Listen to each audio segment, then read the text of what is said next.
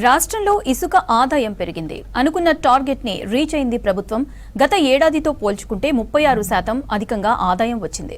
రాష్ట్రంలో భారీగా పెరిగిన నిర్మాణాలు, అక్రమాలకు ప్రభుత్వం చేసిన కట్టడే ఆదాయం పెరగడానికి ప్రధాన కారణమనే అభిప్రాయాలు వ్యక్తపరుస్తున్నారు అధికారులు.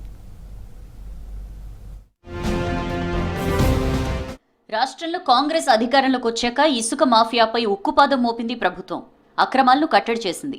ప్రజలకు ఇబ్బంది కాకుండా అధికారులు ఇసుక అందుబాటులో ఉంచి ప్రభుత్వానికి ఆదాయం వచ్చేలా చర్యలు తీసుకున్నారు.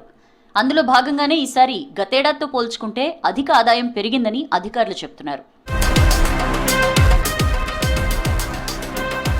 రాష్ట్రంలో రియల్ ఎస్టేట్ పెరగడం, ప్రభుత్వ ఇందిరమ్మ ఇండ్ల నిర్మాణంతో ఇసుక సేల్ పెరిగింది. పూర్తి స్థాయిలో ఇసుక రీచ్ల దగ్గర సీసీ కెమెరాలు, వాహనాలకు జీపీఎస్ పెట్టి అక్రమాలకు చెక్ పెట్టారు. హైదరాబాద్ లాంటి ఏరియాల్లో చుట్టుపక్కల ఇసుక డంపింగ్ అందుబాటులో ఉంచడంతో పాటు ఎప్పటికప్పుడు ఉన్నత స్థాయి అధికారుల నిఘాతో అక్రమాలకు చెక్ పెట్టడంతో ప్రభుత్వం అనుకున్న టార్గెట్ రీచ్ అయింది. దీంతో గతేడాది 738 కోట్ల ఆదాయం వస్తే ఈసారి 1008 కోట్ల ఆదాయం ప్రభుత్వ ఖాతాలో పడింది.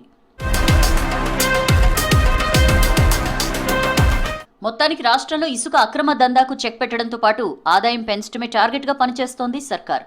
ఇదే తరహాలో రాబోయే రోజుల్లో ప్రభుత్వ ఆదాయం మరింత పెంచుకునేలా ప్రణాళికలు రూపొందిస్తున్నారు అధికారులు.